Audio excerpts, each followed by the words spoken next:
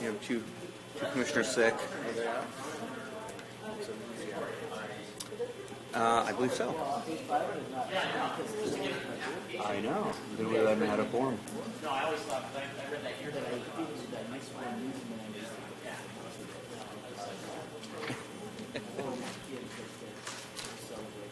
No.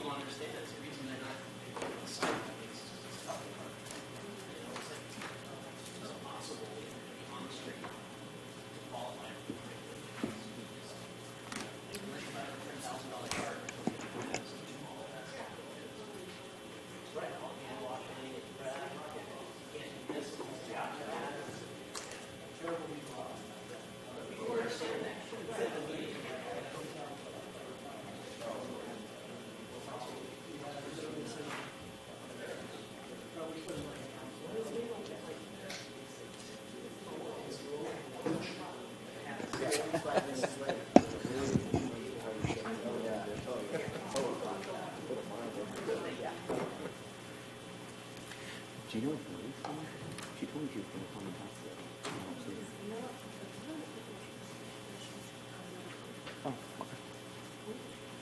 Last week, she said she was going to stop you to talk to the commissioners as well. The emails. No, like as a public comment. Good. Okay. Okay. Oh.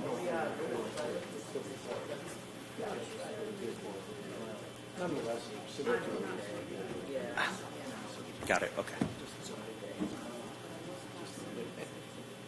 Yes, we do. Oh, should be okay. All right. We ready to go? All right, everybody. Welcome to our regular meeting on Thursday, December 6th at 6 p.m. I'd like to start off with the Pledge of Allegiance. Please stand. I pledge allegiance to the flag of the United States of America and to the republic for which it stands, one nation, under God, indivisible, with liberty and justice for all. Thank you very much. Ariana, report on posting the agenda and roll call, please. The agenda was posted on November 29th, 2023 at 6:20 p.m. Roll call. Commissioner Ellie. Present. Commissioner Fugazi. Present. Commissioner Leongard. Absent. Commissioner Lewis. Here. Commissioner Ramirez. Here. Vice Chair Kushner. Absent. And Chair Bondal. Here. And just as a friendly reminder, if we can all make sure to turn on our speakers when speaking. Thank you. Thank you very much. Ariana, are there any public comments for items not on the agenda? There are no speakers. All right. Thank you very much. Moving on to consent agenda. Questions, comments, concerns? All right. I move that we accept. I second. All right. Any discussion? No? Vote, please. Roll call. Commissioner Ellie. Yes. Commissioner Fugazi. Yes.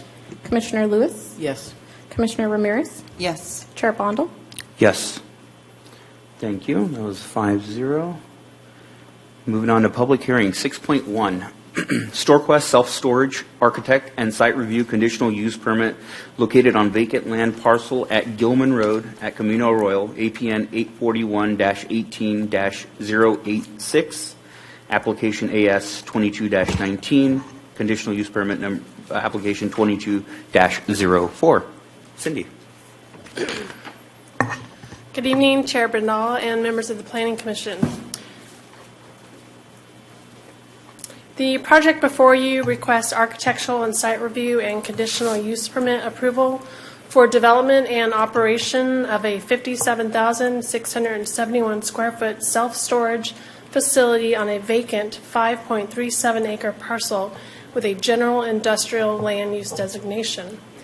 Development of the site will also include a 150-foot setback to the agricultural property to the east and a 35-foot setback to the top of the bank of Miller Slough, also known as West Branch Yagas Creek, a Category 2 stream which feeds into the Yagas Creek watershed.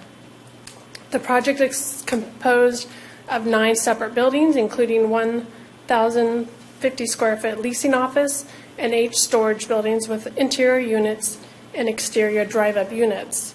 The project also includes 41 outdoor recreational vehicle storage parking stalls. Landscaping is proposed along Gilman Road and Camino Arroyo in compliance with city standards. Minimal landscaping is proposed adjacent to West Branch Yagas Creek Trail, given concerns from the police department about visibility. Staff and the applicant also spent time working with both the Public Works Department and Valley Water to ensure the selection of street trees do not have negative impacts on the watershed. The single-story buildings with a maximum height of 22 feet are well below the minimum or the maximum allowance of 75 feet. The single-story design and neutral color palette are appropriate for the industrial land use designation, while being respectful of the property's border with the agricultural uses to the east and Miller Slough, West Branch, Yagas Creek to the south. 2 of the buildings, one each facing Gilman Road and Camino Arroyo, will feature a wall mural by a local artist. A detached leasing office located at the property site entry point would serve customers throughout the day. If there is sufficient demand for expanded hours, the conditions of approval allow the applicant to request extended hours from the Community Development Director.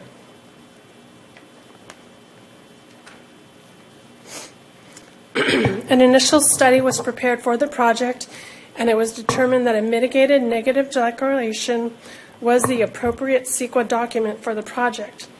This is primarily due to the potential presence of the western pond turtle, which is considered a species of special concern regulated by the California Department of Fish and Wildlife. Through mitigation measure Bio 1, the project would require pre-construction surveys 5 days prior to the start of construction activities by a qualified biologist knowledgeable and experienced in western pond turtle identification. The project would also require the installation of exclusion fencing placed at the limits of all disturbance areas to protect any western pond turtles within the drainage along the eastern side of the project site. The qualified biologist shall also be present during trenching activities for the installation of the exclusion fence. The other mitigation measures are standard conditions of approval that would generally allow a project to be exempt from CEQA, since the general plan anticipated storage uses in the industrial zone. The city received 2 public comments, one from the Gilroy Bicycle Pedestrian Advisory Committee, a private entity, and one from Valley Water, a public agency. In response to comments, the applicant has volunteered to install an inverted U bike rack with capacity for 4 bicycles, which is double the minimum 2 bike capacity required by city code. Staff also prepared a response to Valley Water and made amendments to the initial study and mitigated negative declaration accordingly. Those changes were emailed to you and also provided as a hard copy desk item. You will also see that Valley Water responded this afternoon, indicating that staff had satisfied their concerns. The project requires architectural and site review, which would typically be approved at the staff level. However, your staff report and resolution include an analysis of the scope of review for approval, since the conditional use permit requires Planning Commission review. The staff report and resolution also include an analysis and findings that support approval of the conditional use permit pursuant to Gilroy City Code Section 30.50.30. Therefore, staff is recommending approval of the amended CEQA document and adoption of the 2 resolutions approving the architectural and site review and the conditional use permit. And this concludes my presentation. The applicant is also here if you have questions. Thank you, Cindy. Commissioners, any questions? Question about the public amenity for the PUD. So are murals, I mean, I'm kind of learning still, right? So murals are generally an accepted public amenity, something that people would expect to have? Yes, so they have been approved in the past as a public amenity, and we did have discussions at a staff level regarding what that might look like.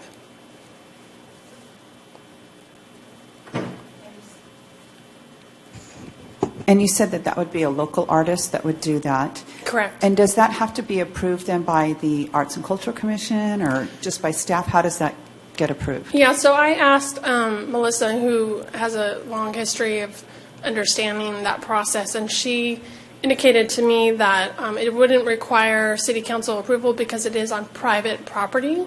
If it was on public property, it would need to go through the city council. So it would be approved at the city staff level. Thank you. I had another follow-up question that I mentioned to you before the meeting, and I did speak ex parte with the applicant about this as well. And maybe they can, since then, elaborate on what they'll do about it. Storage facilities commonly store people's things, sometimes hazardous things, and in the case of an RV storage place with 40-some RVs, that can amount to 3,000 or 4,000 gallons of total, obviously, sewage and hazardous waste in those, and they often have accidents that can be 40, 50, 100 gallons of raw sewage that ends up going, I'm sure, into the runoff. And how is that going to be treated? How is that going to be kept? Obviously, with the turtles and everything else that we're trying to be careful of, and the runoff's eventually going to end up in the creek as well. So just looking to hear what the mitigation plan is for that, or if a conditional use permit is going to cover that by the city when they go to get to that point of what they're going to do as far as those plans. So there are a number of conditions already in the resolution that might address that, and the applicant can also speak to that during public comment. That being said, you can always ask, you could always add a condition of approval, and that can be crafted by the Public Works Department and then included in the resolution. A question about the storage of the vehicles. It says rec vehicles.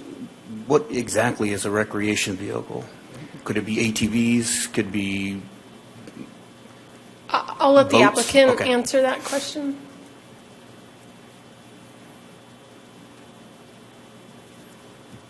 I'm not sure if this would be something we talk about now or if this with the applicant. I did speak with the applicant, and we were talking about possibly having a second mural, so towards where the bike path is. Would that be something that we should wait for public comment with the applicant? So you've already had a conversation with them? Okay, well, then maybe they can address that during public comment.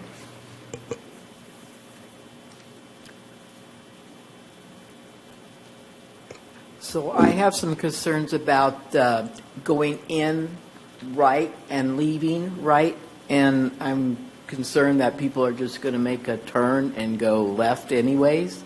So I'd like to have them talk about that. How are they going to control people going down Gilman and going left or right when they get at the end? So I'd like to have some them talk on that, please. Okay, thank you. Great. Any more questions for staff? I don't know whether to address it now or ask for it now or later, but the possibility of adding an immediate graffiti abatement program, maintenance program be added to it, given that type of exterior is sometimes attractive to graffiti artists, and I'd like to see that if something is done, that it immediately be rectified. Okay, so the applicant can address that, and then you could also add a condition of approval. I mean, we do have, general city standards, and I think there's a hotline for graffiti, And I'm aware of that, but sometimes that is a lengthy process, and I would rather see, given the high level of traffic that goes in that area, I just would like to see that the business owner take ownership of that and immediately rectify it. Okay, thank you. That's an excellent point, too, Commissioner, because there is one wall that faces at 45-degree angle right to the direction of travel, and it just screams right on me. And that's where I was suggesting put the other mural. I mean, not that doesn't scream right on me after a mural is done. right, Commissioners, any more questions for staff? All right, I'm going to open it to public hearing. Do we have any public speakers? The applicant?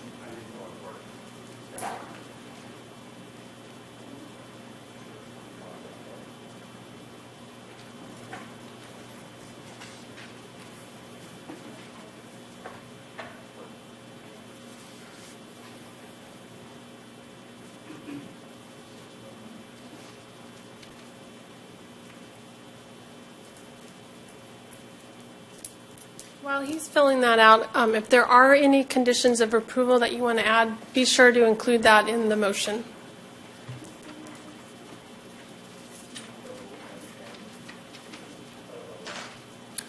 And that would be at C, right, at the conditional use permit level, not at the Arkin site or here? Don't be A, B, and C. You probably want this one.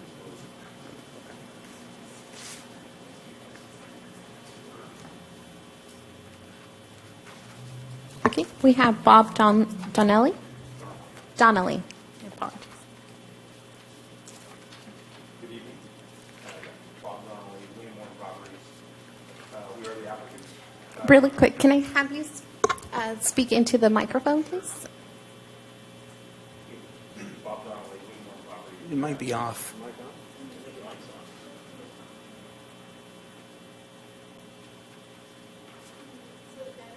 Oh, hey, Bob, I think you can, Bob, no, over there, at the podium.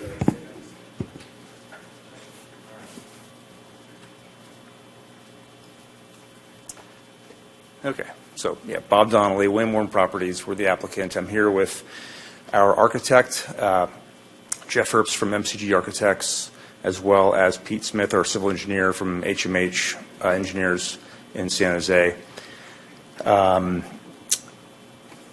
So first of all, I want to thank the staff. Cindy McCormick has been fantastic. All planning, building, engineering has been great to work with.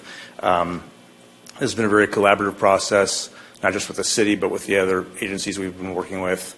We've come a long way. This has been a couple of years in the process, and we're really excited to be here and open up a new store here in Gilroy. So just to answer a couple of those questions that came up here, the first one, Commissioner Fugazi, you mentioned if there's an accident or a spillage of raw sewage or whatnot. I'll let Pete Smith handle that comment there. Commissioner Lewis, the right-hand turn versus the left-hand turn, I didn't quite understand that objection or comment. So you say it's only right hand in and right hand out. No, you can make a left out.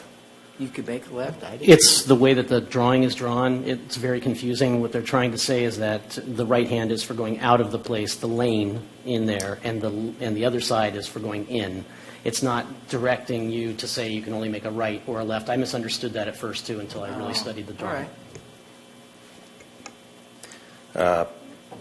Great. And then the comment about the graffiti abatement, yeah, we are definitely sensitive to that as well. And I can let Jeff mention this, but we have a special coating that we put on our paint on the sides of our buildings to combat graffiti. And we want to keep our buildings clean and looking great as well. So, but I can let Jeff elaborate on that. But again, thank you for your time. So we're here to answer any other questions you have. As I said, we're really proud of our design here. It's a very modern, contemporary look. We've got a lot of aspects that we're really proud of. It's a very we're offering a variety of unit types and sizes. The climate control, which is not common here in Gilroy. We're offering drive-up units, RV parking, of course, the EV charging stations. The public art, the murals, which we're really excited about as well, and the pretty significant improvements we're doing along Gilman and Camino Arroyo. So we view this as a win-win. And I think with that, I think we'll let Jeff elaborate on the paint and Pete on the spillage for raw sewage. Thank you for your time. I had a quick question. I love the idea of the murals, and this is the first time we've had, and Joan, keep me honest, that I've even seen an applicant suggest a mural. With some pieces of art come maintenance. Sometimes murals can look a little shabby after a while. Would we be able to have some sort of refreshment of those murals over time, or how would that work? I mean, I don't know. I'm just kind of asking. I just thought of it. I'm asking a little bit staff and a little bit, like, is this something that we would put in as a part of the motion? Much like the graffiti abatement. I don't know if the coding that you have could also be applied after the mural is up. I don't know. I'm just kind of thinking out loud. Right. We're definitely concerned about the long-term maintenance of the property, and we want to keep it up as best as possible. The mural, I'm not sure how we'd, if that would, if the coding does apply to the mural, but we can revisit it where after a certain period of time, if it starts to look tired, we can give it a refresh, essentially. So we're open to that. And the surface on the southwest side where we were talking about that additional mural, is that a consideration? We'd rather not put a third mural there. We have two murals already. Where the murals are located, those buildings are larger, they're taller, and the building F, which is the one that I think was mentioned, it's a smaller building. It's a lower building. It's just lower. It doesn't really have a place for the mural, given the design of it. We'd have to redesign the building, I think, to put a mural there.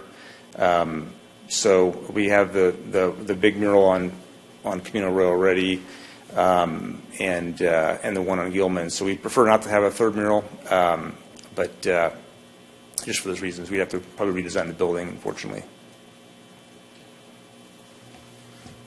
So I would like to commend you. It looks as if you've all done your homework and have paid attention to some of the issues that we've brought up on past projects that have come before us with regards to trees and placements of trees and things like that. Given that this is we have a multitude of storage units already in the city of Gilroy, but this is probably, aside from the one on Leavesley, one of the most visible in terms of traffic, if you will, in that area. I'm just wondering, you have the trees along Gilman and Camino Arroyo, and then you have, it looks like, some type of grass there along the creek side. Is there an opportunity, or is this something that the police department has said they would prefer you not putting trees there because of the visibility?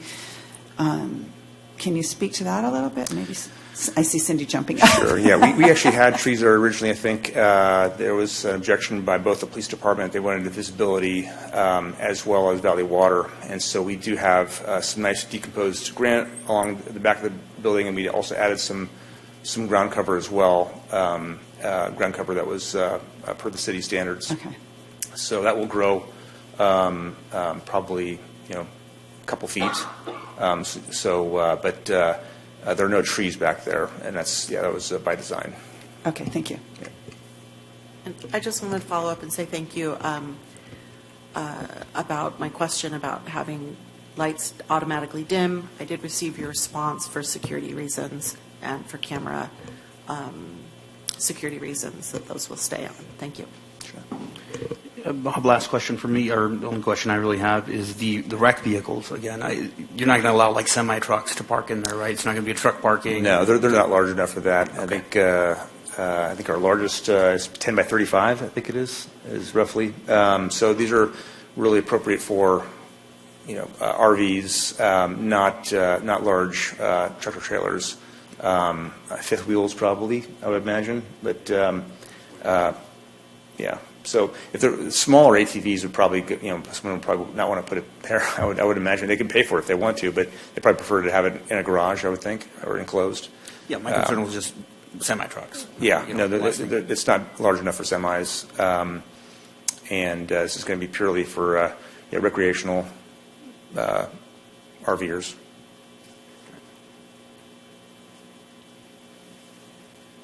Commissioners, any more questions? Okay. Thank you. Thank you. Thanks. Pete Smith, Jeff Herbst. Jeff Herbst. Thank you. Uh, Thank you, Commissioners. As far as the graffiti coating, we typically do, it's a sacrificial coating is what they call it, and do it about 8 foot high. And it's essentially a clear coating that protects the building. It goes all around. It can go over the mural. It won't damage the mural. And what I mean by sacrificial is if somebody does come along and spray paint on it, you get a pressure washer, you come out, you spray it off, that coating actually washes away with whatever the spray paint was. And then you just come back and you reapply, and there you go. Looks brand new. So I appreciate that. I was the one that asked about that. My concern is not, Yeah, the how soon you protection, clean up. but the immediacy in terms of removing it. So that's what I'm concerned about, and I'm aware that we probably have some type of a code, but the process for reporting and getting somebody out there and this type of thing could be more timely. And so I'm probably going to ask that it be assumed by the business and that it's immediate, so that they get that pressure washer out there right away and get rid of it. Okay. Yeah, it's definitely an easy enough process to do. Thank you. Yeah. What is the average turnaround time for that for your business? Do you know? I mean, it's a pretty random question, so I'm not As expecting you far to as have to- that answer. Have somebody come out and go through the Yes. process? Do you have your own policy within the corporation? I don't believe that there is a policy for it. As far as the anti-graffiti, the sacrificial coating, how we... How soon? I mean, is it like standard policy, like a couple days, a week, or is there one? We have a budget item to prepare all that, so it's Hey, Bob, would you like to come to the mic, please? Yeah. But it can be, depend on how much graffiti it is. Hopefully, it's not, 500 people that tag the building, but thinking it could be, I'd say 2 days maximum, because it does fall off pretty quick with the high pressure. Yeah, we'd like to clean it up as soon as possible and without any delay. And we have a budget specifically for that item with our operations team for graffiti abatement. So.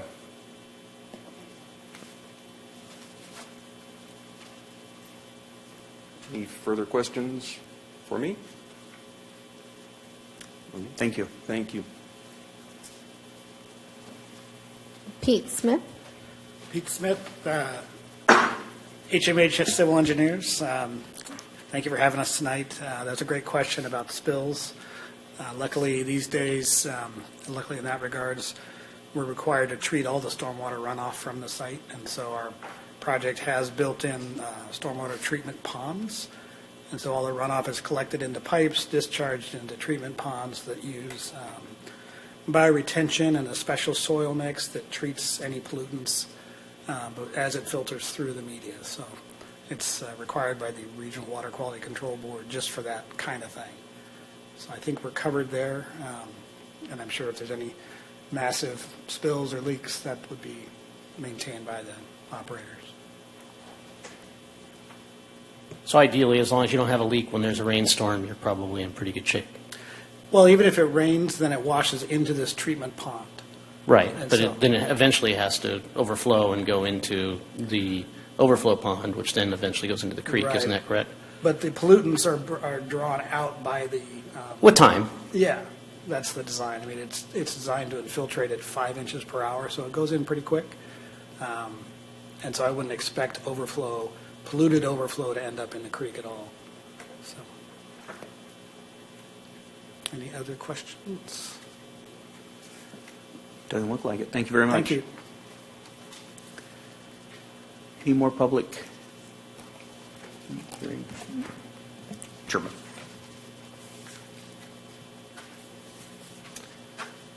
Hi, thanks. There was one more point I forgot to make, actually. Just as a matter of clarification, we went through the conditions of approval, and while we don't love all the conditions, we're willing to accept them. There is one, just again, one I wanted to clarify on condition 11. This pertains to the 35-foot setback from Miller Slough to the back of our buildings. The way it's worded, it implies that we're maintaining the entire 35-foot setback. We don't own all that land. A portion of it is our property. A large portion is owned by Valley Water, and we have a fence that separates our property from their property on the PL. And so if we could just add a couple of words that clarify that we will maintain our property and Valley Water will maintain their property, that'd be appreciated. It also mentions dedication, and I'm not aware of any dedication here. So I think that may be sort of boilerplate language that was held over from other products. But if we can make that correction, I'd appreciate that. I'll revert that to staff. Yeah, staff can work on some language to clarify that.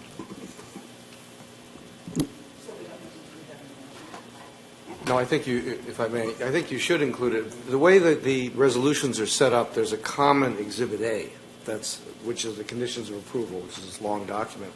Condition 11 is the one that the gentleman just referred to. And as I think Cindy said, any changes you want to make to the conditions of approval, you should specify in your motion of approval for these two resolutions. You can only specify it once, but the resolutions will each have the condition of approval, the conditions of approval document as modified, however you want to modify it. One modification could be the one that was just asked, which is that they would maintain the property they owned, and that would be fine. There's certainly no objection to that. And staff can work with Public Works and Valley Water to draft the specifics of that change. Number 11, yeah. And in addition, on the graffiti abatement, if you wish to put in a timing requirement that within 48 hours after notice, for example, which was, I think, offered, that can be added again in your motion. So I was planning to do that. And so then, if I understand you correctly, then the condition for StoreQuest to maintain their property and Valley Water to maintain theirs would go with A? Well, I think the condition could only be that they maintain their property. These conditions of approval can't instruct Valley Water to do anything. Okay, so basically the condition is they will maintain their property along the creek. Yes. And then in B, is that where the condition is for the graffiti abatement? Or does it matter? We You just put it go in both. ABC and then you just say with these two conditions? In Just both. a second. You would put it, you only have to specify it once. I mean, when you make a motion, and let me look at this. We can, the way the motion should work would be first A should be a separate motion on the sequence. Then one motion could be made for B and C, which are adopting the two resolutions, subject to whatever modified conditions of approval you wish to include in the motion. Okay, so the motion, the conditions would go with BC? Yes. Okay. Right. And first, there should be a disclosure of expiration. If the public hearing is closed, have you? I'm not sure. Not if you yet, we closed have it. not Okay. closed it No. yet, After it's closed, there should be Okay. disclosure of ex parte communication. Yeah. Then motion A, and then B and C can go together. All right, Ariana, any more public speakers? I Yes, we have one more. had a quick question about the dedication request. I think in in 107? Is that a question for? Yeah, applicant? I think, Bob, you were saying that there is a dedication of, is that the dedication of easement that you speak of? No, it's different. It's condition number 11, which it mentions the word dedication, and there is no dedication there. I think 111 is is different. 107. Or 107? Yeah, that's a public service easement, which presumably is not in the back, somewhere else, I assume. Is that correct? Condition 107 refers to a 10-foot PSE. Along the public streets. Okay. So that's a different easement, or a different proposed dedication. I'm right, but I looked up, I searched for the word dedication, I only found one, and that was 107. I did a search. Yeah. The condition 11 says the 35-foot setback area shall be maintained by the applicant / Right. property owner according to standards approved by the city until the area is dedicated to and accepted by the city. I don't know if that, in fact, is something the city is dedicated proposing to or the not, but that's where it is. Okay, so by this conversation that we're having right now, to identify the responsibility of the applicant to maintain only their property, does that also address the dedication, or we just have to make a motion to remove that language?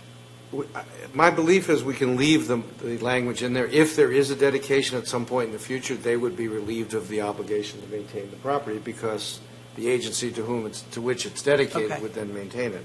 So the Okay. language is harmless, I believe. Okay, And it would be easy enough to say the applicant's portion of the owned portion of the 35-foot setback area, for example, will be maintained by them. thank you. Thanks, Bob.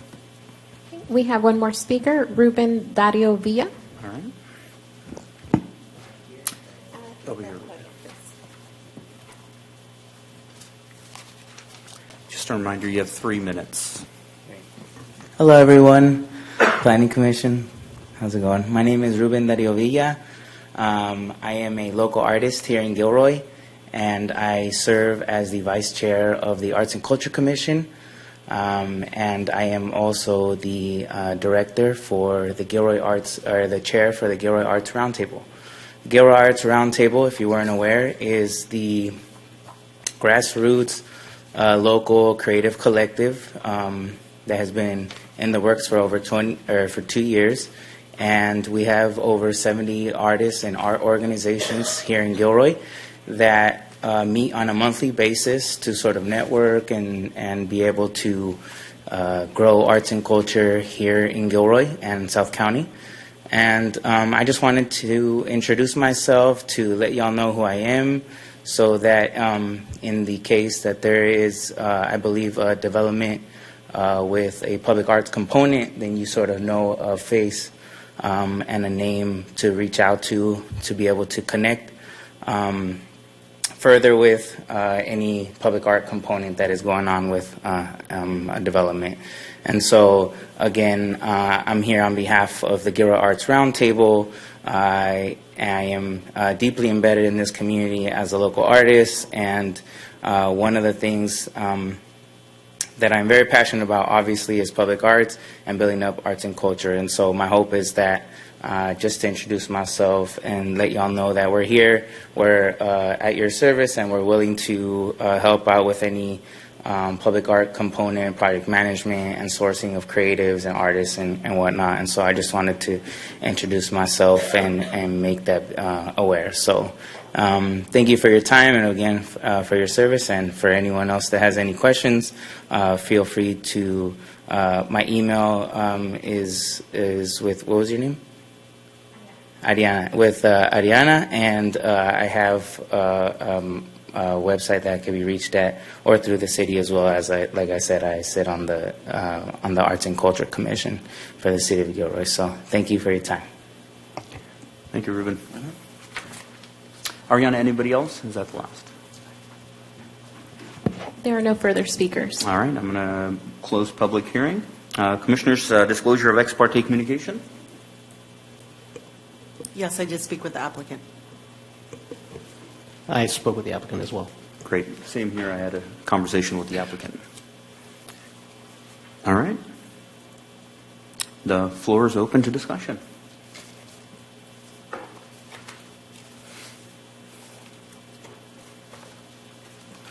All right. Well, I'm going to make a motion On A, based on its independent analysis, adopt the mitigated negative declaration and find that the mitigated MND was completed in compliance with the California Environmental Quality Act, and that there is no substantial evidence that the project will have a significant effect on the environment.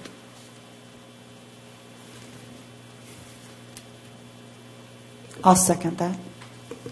Great. Do you need a vote on that one? Yes. Okay, great. Roll call vote, please.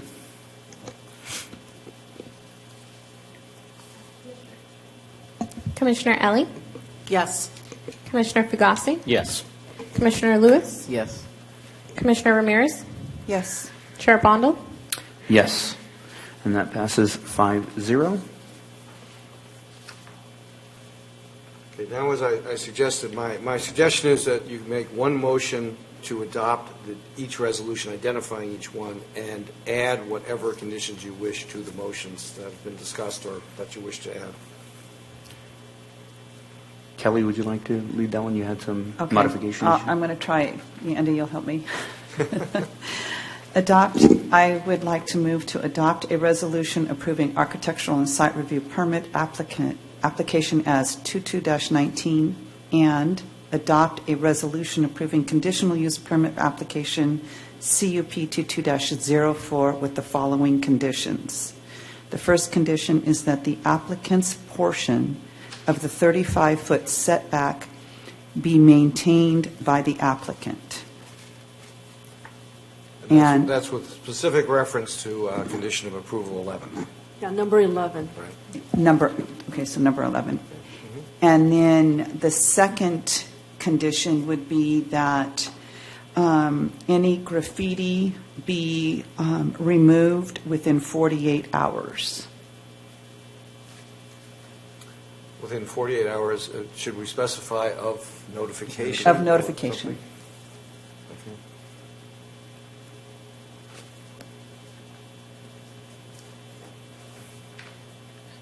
Is that specific enough? Of notification by staff or of notification by Notification to the city, I think, is what we're looking at, right? I mean, when Well, it something... probably, in fairness, should be a city notification to the owner, to the agent of the business. Presumably, there is some person that can be notified. Is there a resident manager for this? No. No, but there will be is there an on-site manager? Yes. So But maybe it should say within 48 hours of notification by the city to the on-site manager? I would okay with that. Cindy, can you or Sharon, can one of you indicate what the time frame would be if someone were to notify the city? How long it would take the city to notify the business? So it would be business days, and then we could have code enforcement go out to the property and notify the on-site manager. So I would say within 2 business days. So conceivably, it would be gone within a week. Conceivably, yes. Yes. And if somehow during those hours, the on-site manager wasn't available, we typically would always do this via mail. Snail Notification mail. Yes. Okay. Yeah, if we don't have electronic Yeah, contact. I mean, my concern, I guess, is, and I don't know how to necessarily mitigate this, but I feel comfortable that if we put a condition in that once the business is notified, they have 48 hours, that they would follow through with that. My concern is how long it will take once someone reports it to the city for the code enforcement to process that part and notify the business. And I put a condition on, right? So that's my concern, I guess. Yeah, so I think the way that it was suggested to be worded, I think that is workable. Yeah, we right? can't Okay. really put a condition on the city's Okay, notification. okay. Yeah, So do I have to start all over, or can No, I just? I Okay. think staff knows what your Okay, motion is. so eliminating graffiti within 48 hours of notice by the city. Okay, are there any other changes to the conditions of approval? or additions or subtractions? I think just one maybe minor suggestion to that is 2 business days instead. Two Also business from days. the- I'm happy with that. 2 business days instead of 48 hours.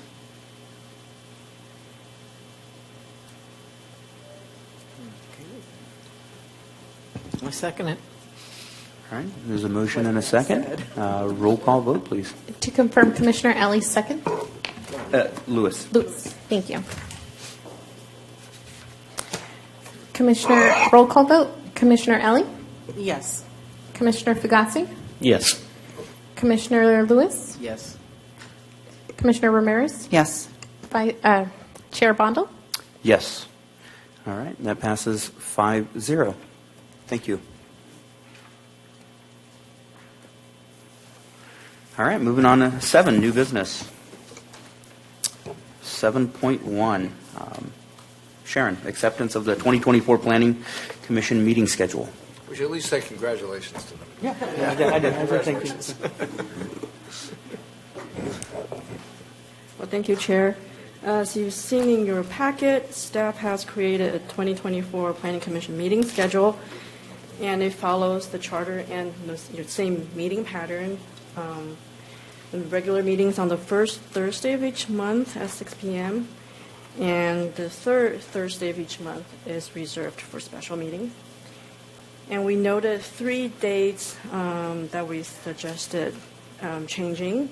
The first one is January 4th, being very close to the holiday period.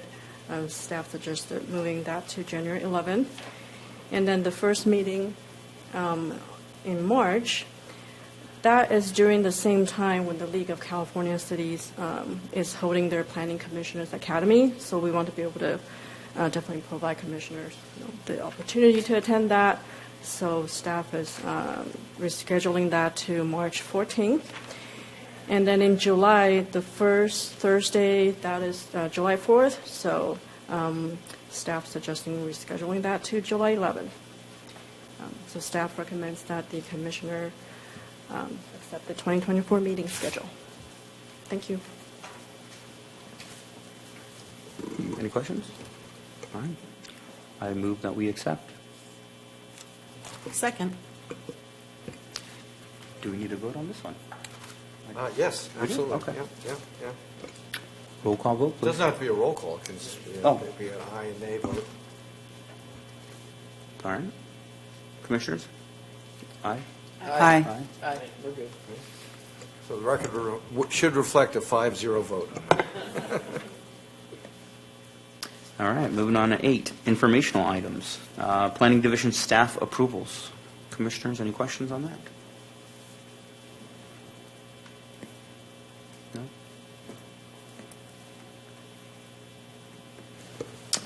All right, moving on to 9, Planning Division report. No formal report, but just want to wish commissioners happy holidays. And Happy New Year, too. Thank you.